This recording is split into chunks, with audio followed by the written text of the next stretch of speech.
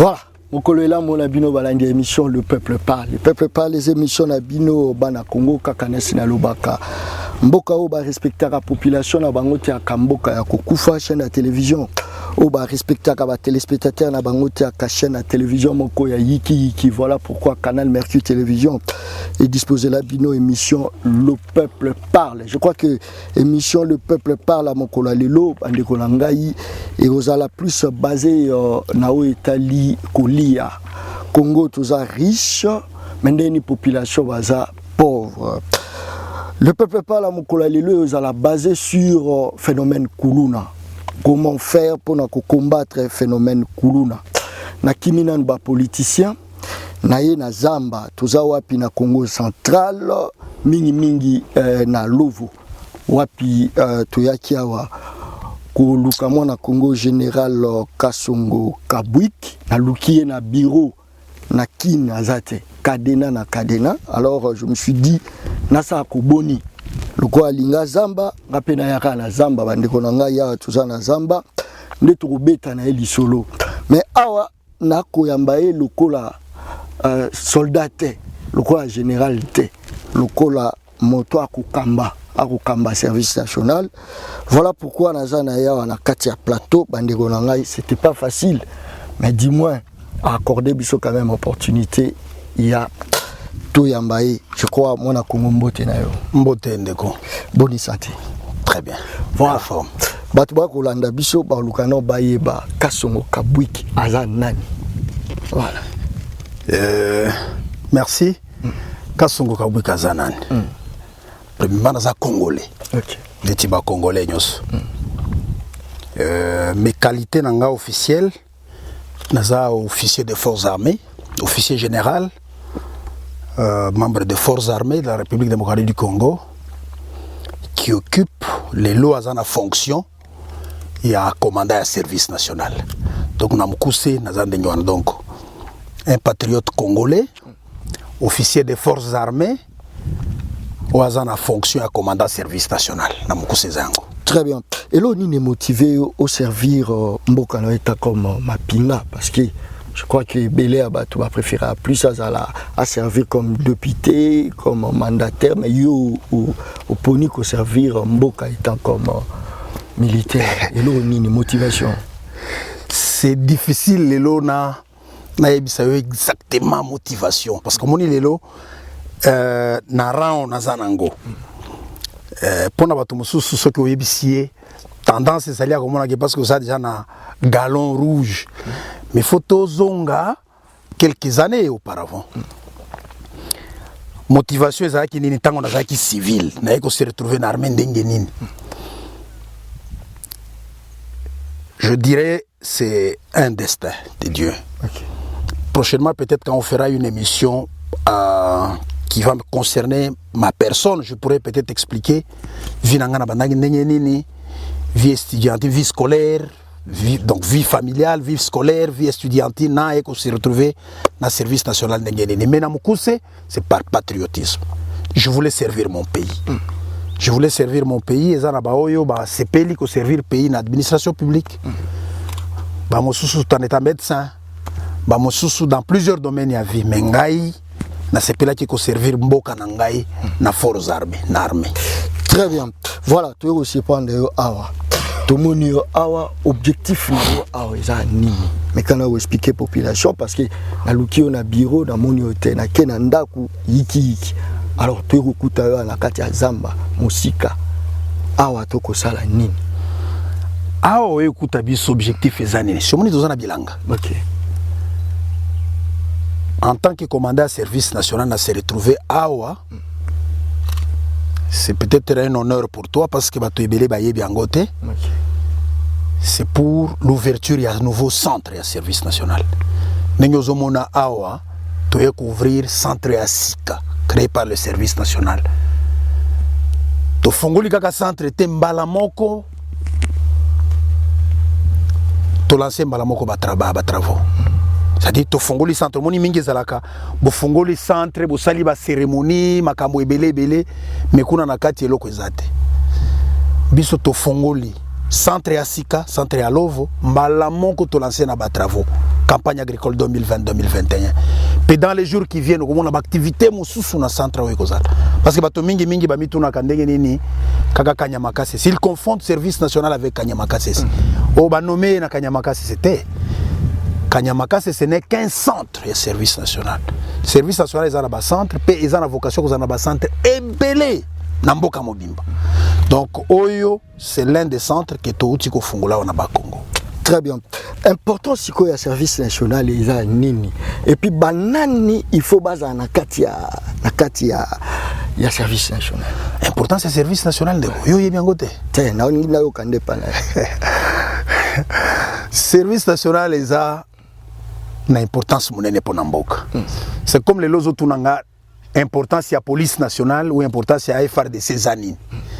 Service national c'est une structure, il y a l'État au bâti et au service yamboka, au service ya peuple. Avec ma mission nango, est belé. Moi n'attends lango nyonso exact, mais je peux te dire quelques missions parce qu'auto se retrouver na bilanga. Entre autres les na mission yako sala bilanga ko pesa bana mboka biloko akolia kaka ya kolia lelote to constituer pena stock stratégique. Omoni hein? Donc, beau produire à coller à l'élo, mais beau produire paye beau bombi. Ou ya koloba que ce qui lobby ou bien après lobby, bitombe koti. Lobby ou bien après lobby, ba pays frontalier place tozo kende ko somba biloko bakangi ba frontière la bango. Toku fanza na kaka boy. Te il faut service national azana mission à constituer pe stock stratégique ya mboka. Omoni c'est l'une des missions. C'est pourquoi omoni tozo sala bilanga. Mais ba mission mosusu zani. Omoni simananga bilenge ba jeune bazao service national les ana mission pe ya ko encadrer ba jeune oyo ko pesa bango musala ko pesa bango gu na musala ya bilanga ko pesa bango gu na misala ya ko bongisa banzela ko pesa bango gu ya kusala misala ebele ya ko défendre mboka ya ko produire omoni to ba misala eza ebele au service national la zanango parce que to se retrouver na site agricole. C'est pourquoi je suis en train d'insister sur mission ya agriculture. Mais service national paysan en mission, il y a que sunga ba jeune oyo monike babungi nzela. Congo RDC zaneti famille. Motonyo son famille na yeso gazana bana. Souci na ezani. Aboko la bana malamu, bana wana baya ko sunga famille qui soit utile à la société, qui soit utile à la famille. Congo paysan a besoin bana nyonso à Congo baza neti bana na ye. Ba jeunes, Mikolo, mais surtout les jeunes. Il y a que ça de telle sorte que demain ou après-demain, ba jeunes on a base au service ya nation. Ba sunga mboka. Mais ceux qui bomoni que ba jeunes mosusu bazo bunga nzela, RDC zaneti kaka papa à famille, faut zongisa bango na nzela. Ba zongisa bango na nzela na service national. To laver bango cerveau. To la ki sabango qu'il faut aimer le service. Tu peux pas servir le pays tant que za muto mobulu, il y a des ordres. On peut servir Congoté. Il faut d'abord moto. Ok, ici motema, moto ya ordre. Ndeko Gosunga Congo. Très bien. Je crois que maintenant tout le monde kokota siko na kati ya ongabe na yiki. Bon, à Congo Kasongo, à côté na service national, à Bandi et loko nini à Kutaki et puis loko nini yopo memi na kati ya service national. Et là, on est na kutaki, netinine, na sens nini ozolo. Si vous yo comprendre na sens nini. Gala ligina yeba na sens na yo. Na pena ina yeba sens na yo parce que ça motuna. Bon, pour ngai na kuti service national ezo existé. OK. On a trouvé que le service national avait déjà été créé. Structure en tant que service national. Yo ko lo na place na ngai te parce que voilà. Donc, na kuti structure en tant que service national ezali. Mais oyo tout nanga ki kuti ba tracteur yo mona kiango wapi ke mutula kakati ka auto yoka na kuti service national comme ba service belé à l'état na ba problème nango ezanango problème ebelé na kuti bato baza kuna esa wanda kusala musala te problème bango moko bazao tuna bango na kuti structure ce qui est vrai na kutaki service national na situation moko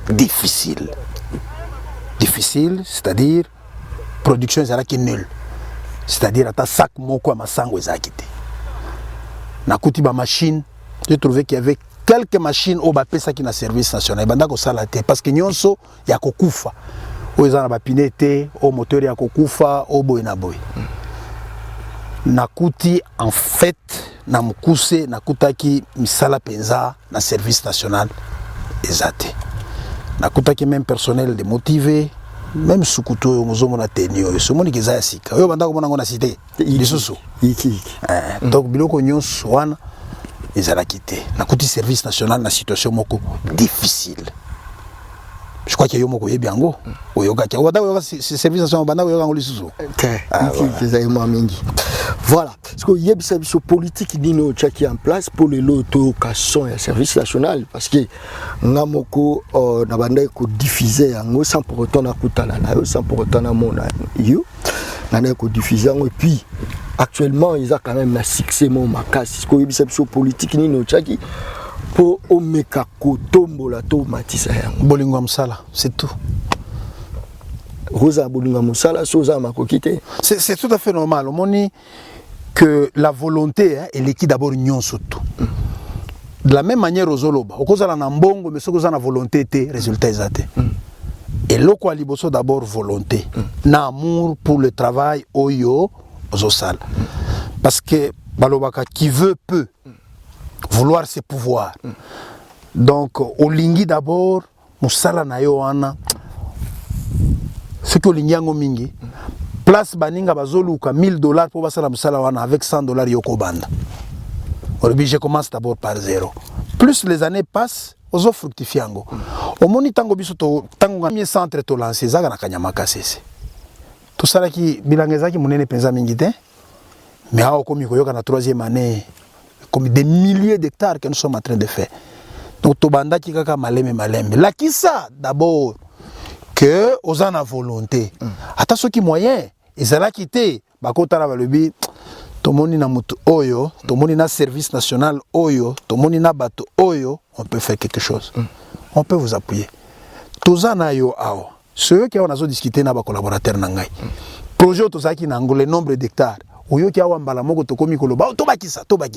C'est parce que na ekukuta bango bazana volonté wana. Tout l'important c'est que ça na terrain. Donc na ebandeli na planification, izaki mke.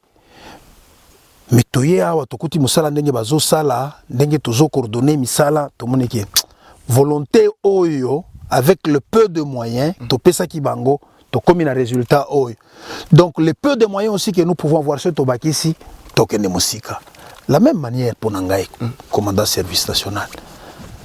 C'est vrai, les moyens sont importants, mais tout justifier nyon surtout kaka na ba moyens.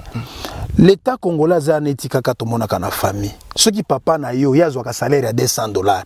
Yo lingi o vivre kaka vie ya baninga oyo papa na bango bazo ka salaire à $1000. T'es contente-toi? Moi je me contente du peu que le gouvernement est en train de donner. Parce que na kolo bate que no ba pesa ka moyen. Ceux qui bazo pesa moyen te c'est que nous sommes en train de faire avec moyen nani. Ya poche nangai. Ezamke, ça je reconnais. Ezamke. Mais na mke wana, faisons quelque chose. Commençons par là. Très bien. C'est qui est important. Très bien, merci beaucoup. On lobby ezamke, mais tu vois qui na ba réseaux sociaux, ba somme ba bande ko circuler. Combien? Déjà ba millions, déjà ba 36 combien de millions wana moi na Congo. Tu ngai vraiment to koma poto yeba. Et belé en bongo, tu vois qui wana. Gaïté. On me gana ko expliquer la parce que et bela ba bande ko benga. Ah, OK, a duboy. Toke yingo. Wana gaïté.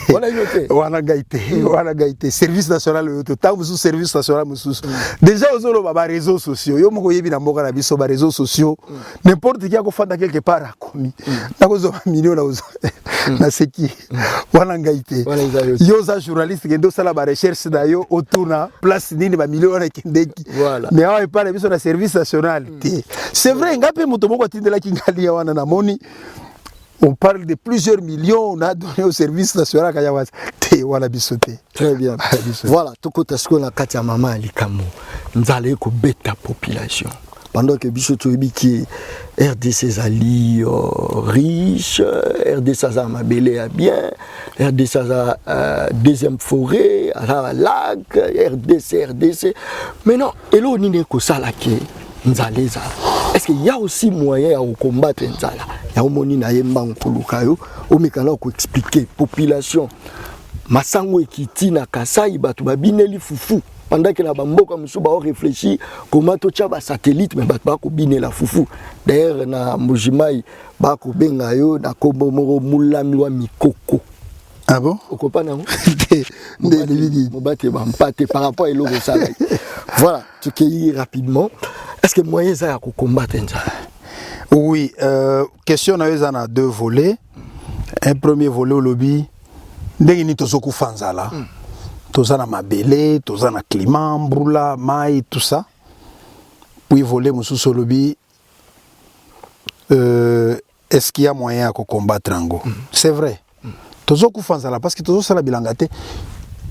Tala tout autour, place tozali. Ba faire mes abonnés. Bilangezate. Les longs dans le monde actuel, na Congo actuel. Et c'est vrai, Togo condamné les paysans qui basent sur la paysan migré, mais ils font le maximum qu'ils peuvent. Parce que mon ina ba intérieur, hein, ba to bazo sala ce qu'on appelle la culture de subsistance, c'est-à-dire kozwaka ka kolia. Mais cela ne suffit pas. Du fait que tozo sala bilanga mingi te, ba besoin ezokoma mingi ezokoma ebele. Nzale kozala. Bilanga ngoka ya nini ya masango? Biloko nyonso tokolona masango, omoni mboka na biso epambola mingi. Sur l'ensemble des territoires tozana ba province oyo, bokolona même pomme oyo ta Afrique du Sud. Epesi. Na mboka na biso boko sala EVA. Boko sala café. Boko sala cacao, epesaka chocolat. Boko sala masango, donc na mboka na biso ndenge ozomona nzambe apamboli biso na niveau tel que tokolona eloko nyonso ezana bamboka mosusu masango ko pesa te. Pomme de terre te, café te, mais ya biso ba culture nyonso on est faisable. Tata. Mais c'est une grande bénédiction. Mais quand on est potentiellement riche, c'est quoi il faut richesse soit on transformer en une richesse réelle. Mais tu transformer en quoi musala. Déjà au départ, culture ya kosala musala bilanga batebele bazanangote. Ngai moko ndenge nazo yebisa yo. Mokolo ba nomenga commandant service national. Baninga mususu. Batuninga mais osala kinini pona ni ba sanctionner yo ba punir yo c'est que pona bango batindinga na service national c'est une punition. J'ai compris. C'est parce que pona bango culture ya musala bilanga ezate. Mais pona ngai je savais que ce n'était pas une punition, ezaki bien. Ngai on azao champ de bataille na ngai yango yo. Nazo bunda kaka neti ba mususu ba collègue nanga bazo bunda na front na est ngape front nanga ngoyo zala to bondi sansala. Donc déjà culture ya ko sala bilanga ce qui est na mutu c'est une bonne chose. C'est là que vraiment le service national il faut ça la campagne de vulgarisation mingi. Surtout na pas ba jeune na biso ba mona que ce qui batindi yo na bilanga ce n'est pas une punition. Très bien. So batuba ko mituna. C'est vrai service national ezo kanama kasi menakini ba mituna yango fufu yango ekendaka wapi. Biso to mona ka fufu te ekendaka wapi. Mona Congo sego yo John zela muke. Sinde otozo sala. Omoni agriculture hein ezaneti minité botimoli kaka lelo mbala moko diama boteki. Ezwaka moi temps pour bokoma na niveau yango ya ko résoudre problème ya insuffisance alimentaire. Ce n'est pas en un jour. Ce n'est pas en une année. Tozo qui est palier par palier. Stobanda qui na Kanyamaka c'est mouké. Mais le toza na Lovu. Ils a 200 km na Kinshasa. Yo kanisi qui est vraiment lobby ba komona basaki ya masangute. Bakolia production service national te. Malembe. Après ao bakotonda et kozala ba province mosusu ainsi de suite. Siko et ça la ronde ni tangu tozo doit fufuzo uta Zambie, to dui ba molongo zo uta Tanzanie, ba biloko Liban et ça langa passi. Et ça langa passi. Omoni passi pesoni. Parce que comme on a baninga ba uti na bamboka otangi. Ce qui a commis à lobby mais c'est pas possible. Mais na mboka o bozo zanga biloko kolia.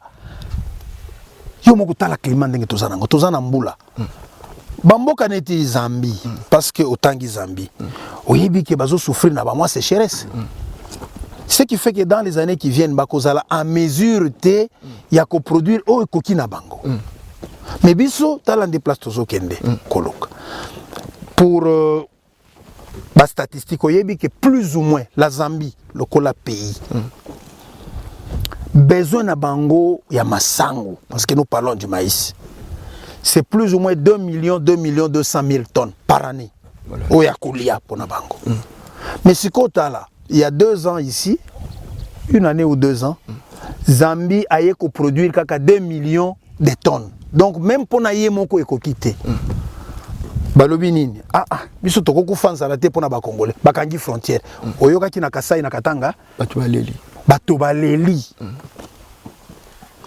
et même ceux qui bango bazo continuer à produire malamu ta la population ndenge ezoya ebele na Congo tango yo botami na Kinshasa population zaki ya combien de personnes mais il y a kaka awa ceux qui otali ba statistique na ba élection à 2006 babanda ko bisa biso combien d'électeurs 19 millions d'électeurs tokomi na ba élection à 2011 balobi 32 millions d'électeurs tokomi na ba élection à 2018 balobi 42 millions d'électeurs donc ba élection à 2023 on peut nous parler de 60 millions d'électeurs na Congo c'est-à-dire population izobakisama mais est-ce que production izolanda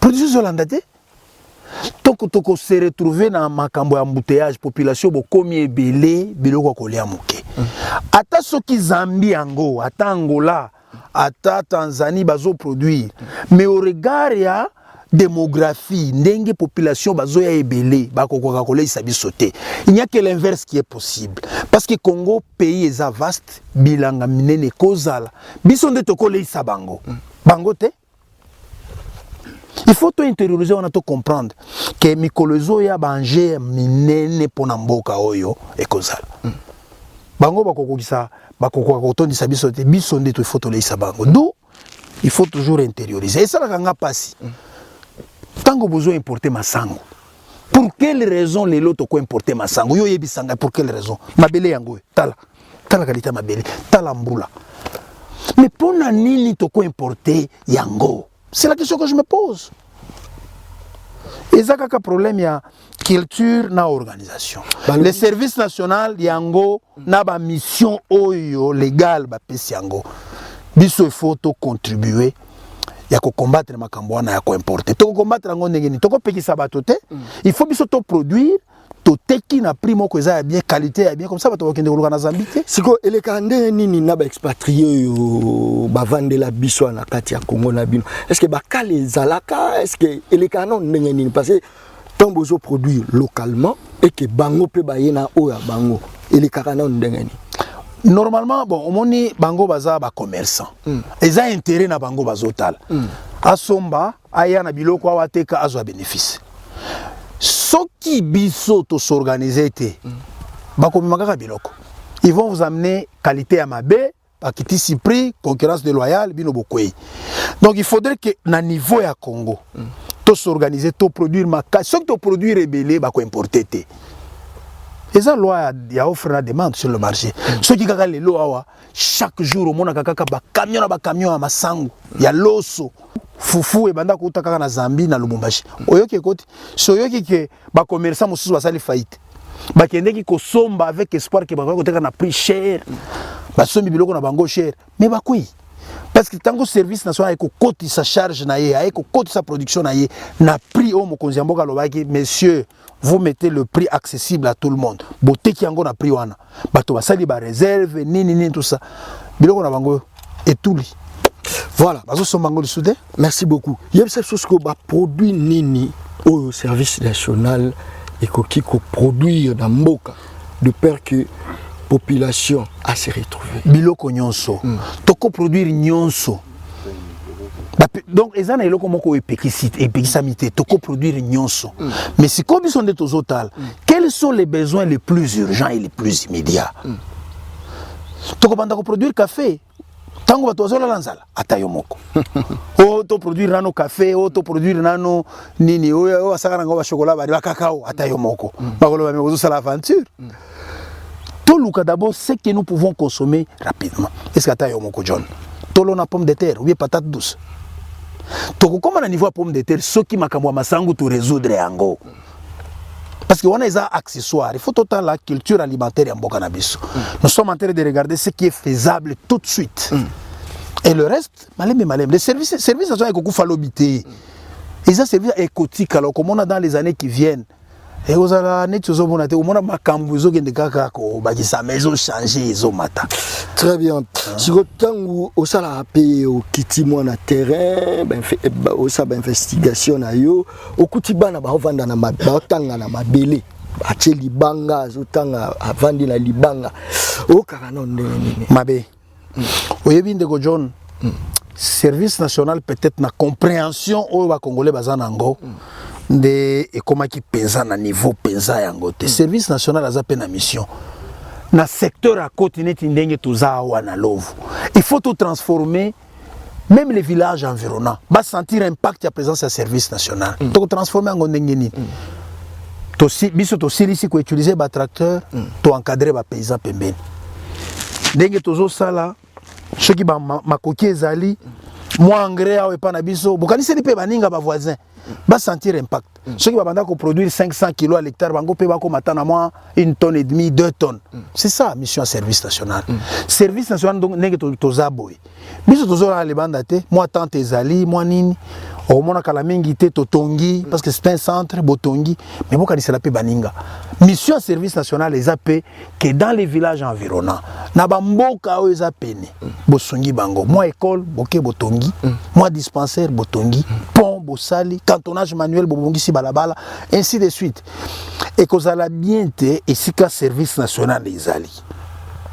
Et si ka service national ezali, ceux qui makoki ezali, tout le monde va souffrir. Bana batanga kabazo fanda na se mabele te. Très bien. Voilà, petit à petit, tout ce qui est dans cité. Mais quand on peut expliquer sur le gouvernement, à lobby, à Tolanda qui est mission, tout ça la pose pour soutenir le service national, tout est 35 millions de dollars. Et là, on est service national à Rosa, en général, Kasuma Rosa, Pas ni aux 35 millions. Tous les gens qui ont qui na réseaux sociaux. Qu'est-ce que ba moni ba obi que non et aí na réseaux sociaux ce que tu into comme ça réalité. To ko sala nango ba projet belé. Nengo zo mona biso avec mes services. Nous sommes un service bien organisé. Ils ont un projet aussi to bongisi et continue na gouvernement. Auto lobby ce qui vous paye biso 1 franc. Voilà tout ça nango telle chose. Ce que vous payez biso 10 francs. Voilà ce que nous allons faire. Ce que vous payez biso même aux autres tanga comme montant on a 35 millions. Ce que vous payez biso 35 millions. Voilà ce que nous pouvons arriver à faire. Donc il y a des études au préalable que nous faisons, que nous soumettons à l'autorité pour dire ce que vous payez biso autant. Voilà ce que nous allons faire et voilà l'impact que ça va donner. Donc bah étude nous sommes en Ezali. Mokolo ce qui gouvernement a tiré à notre disposition des moyens. Beaucoup de monde n'a pas beaucoup moins d'impact nango. Problème aux alatés. Nous sommes suffisamment préparés pour que ceux qui va payer combien de quoi affronter Mbongo. Très bien. Phénomène Koulou na wanande toujours cité nango. Balobi que non so kutani na muto opération botola saki botola téléphone kata loboko d'ailleurs bazo kata na ba policier maboko moni vraiment policier aye ba katie loboko mais ba botolié ba téléphone na ye est-ce que moyen exact ya aussi la politique moko boy pour le kimia surtout na capitale là où siègent les institutions de la République et puis ba ko enlever pena batu ba blo rebelle ko ça ce que ko za na moi proposition mon côté pour le phénomène Koulou. Si Ozolobela et Lokomoko, je crois que ça tombe à point nommé. Vous voyez Kokutangawa. Et Ozolobela et Lokomoko, je vais t'expliquer. J'ai expliqué qu'on a l'une des missions en service national, c'est l'encadrement de la jeunesse. Kuluna wana ezakati en jeunesse parce que na ndimité qui na kati ya bakuluna wana ba papa ba 60 bazawana. Bazana makasi ya ko papa ba to machette du société. Mingi ezakaka ba jeune. Le service national dans ses missions régaliennes. Entre autres, tout ça, nous allons encadrer les jeunes. Les jeunes désœuvrés. Mingi bazo justifié comportement on a par le fait que bazana musalaté. C'est ça, hein? Justifie. Mission, l'une des missions à service national les alliés à encadrer bango. ozolo makambo bakuluna à travers le pays tous un phénomène sous plusieurs noms. Kinshasa to bengi bango bakuluna, Lubumbashi ba bengi bango soki ba vagabond, Goma ba bengi baza ebele. Mais le Kolo lobby c'est important pour la ville province de Kinshasa parce que ça siège à l'institution pour une image ya mboka. Il faut msala na tout ça. Je t'informe déjà que nous sommes déjà en contact avec la police pour que tosunga police na mission na yé il y a qu'à rétablir l'autorité de l'État sur l'ensemble de la ville province de Kinshasa. On peut constater que Mikolo est à Kinshasa depuis plusieurs années d'ailleurs. Ils ont un quartier tout, un quartier entier. Police à Kokotate. Au lobby qui bazo attaquer policier. Un policier est un symbole à l'État, symbole à puissance publique. Mais ceux qui vont attaquer, donc bazo s'attaquer à l'État. Et zola kisanini. Na ba quartier mususu que autorité de l'État est athée ou bien est affaiblie.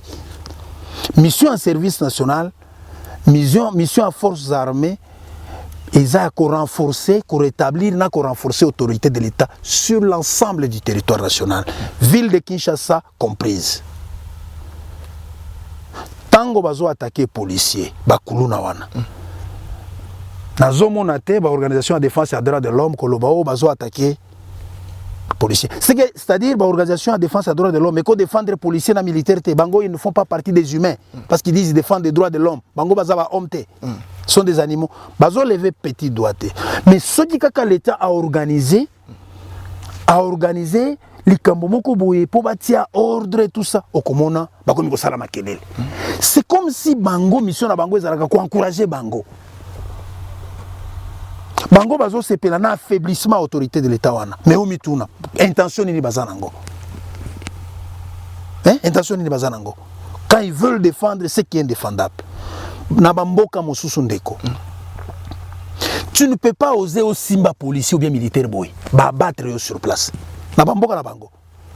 Awe pa na biso otali la télévision bakuluna bazo papa machette basi ba attaquer un policier ba botoli arme. Police c'est les côté, l'État c'est les locaux côté. On a pas CPL. Ce qui quand l'État a s'organisé pour mettre fin à ça. Oh non, ça c'est pas correct, c'est injuste. Tango bakuluna wana bazo attaquer ba papa, ba maman, ba tona ba église, na ba hôpitaux, na balabala. Mais ba organisation de défense des droits de l'homme wana zo yoka yangote.